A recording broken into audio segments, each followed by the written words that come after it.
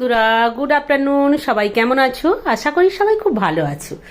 তো দুপুর হয়ে গেছে, লাঞ্চের টাইম হয়ে গেছে। তোমাদের কি লাঞ্চ হয়ে গেছে? আমার কিন্তু এখনো লাঞ্চ হয়নি। তো আজকে আমি লাঞ্চে কি বানিয়েছি সেটা আমি তোমাদেরকে দেখাচ্ছি। এই দেখো, এটা হচ্ছে বাথুয়া শাক। বাথুয়া শাক ভাজা, কাঁচা লঙ্কা রসুন দিয়ে, ডিম ভাজা, বাটা মাছ ভাজা, এখানে করলা আলু সেদ্ধ, পালং শাকের তরকারি, মূলো আলু গাজর দিয়ে পালং শাকের একটু তরকারি শুকনো শুকনো করে।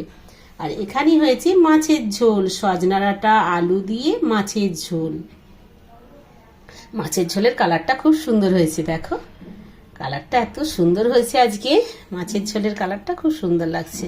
পাতলা করে মাছের ঝোল করেছি জিরে আদা বাটা দিয়ে, আর মৌরি গুঁড়ো ধনে গুঁড়ো। আর এখানে হয়েছে একটু ডাল, টমেটো দিয়ে অল্প করে ডাল হয়েছে। আর এইটা হচ্ছে মাছের তেলটাকে ভেজে রেখেছি, মাছের তেল পোটা ভাজা।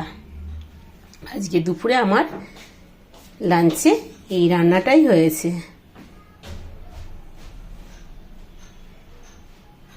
তোমাদের কি রান্না হয়েছে সেটা তোমরা আমার সাথে শেয়ার করো। আর আমি এবার লাঞ্চের থালা রেডি করব। আমার খিদে পেয়ে গেছে, তোমাদের নিশ্চয়ই লাঞ্চ হয়ে গেছে, আর যাদের না লাঞ্চ হয়েছে তারাও লাঞ্চ করে নাও।